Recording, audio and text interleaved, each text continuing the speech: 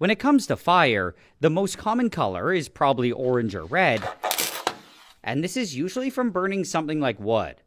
What I've always found interesting, though, was how many other colors are possible, and it can really depend on what's burning.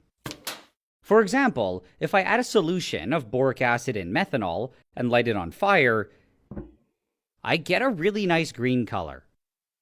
I can also throw some aluminum into an acidic copper solution and get a blue flame. What I think is even cooler, though, is what happens when I burn nitromethane. It actually doesn't burn on its own, and I have to give it a boost with some methanol.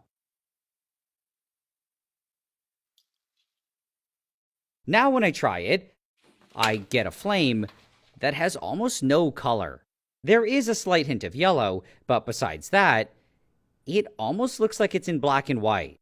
In my opinion, it kind of looks fake, and I think this is better than anything with color. Phosphorus is an element that can come in a few different forms. One of the most reactive forms is white phosphorus, and a while ago, I was able to get some chunks of it.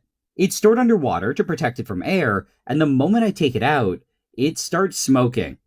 This is because it's reacting with oxygen and letting off phosphorus oxides. It's often used to make large amounts of smoke, but it's also sometimes used as a weapon, which is a bit terrifying. This is because white phosphorus is not only very toxic, it's also super hard to put out when it's on fire. To test this, I'm just going to light this small piece. It immediately starts burning and splashing, but I can put it out by just smothering it, which makes it seem not that bad. However, because it's so reactive with air, this is what happens when I take away the dish.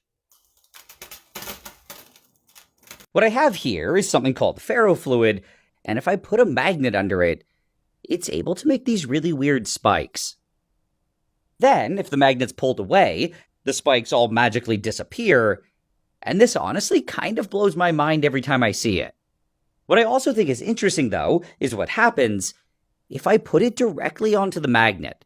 It doesn't really spike like before, but it becomes super slippery. It's actually able to hold itself up, sitting on top of the ferrofluid, and it glides around with what feels like no friction.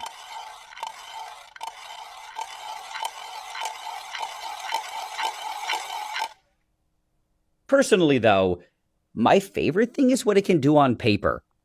It's able to slide super effortlessly, and it feels like the smoothest marker I've ever used.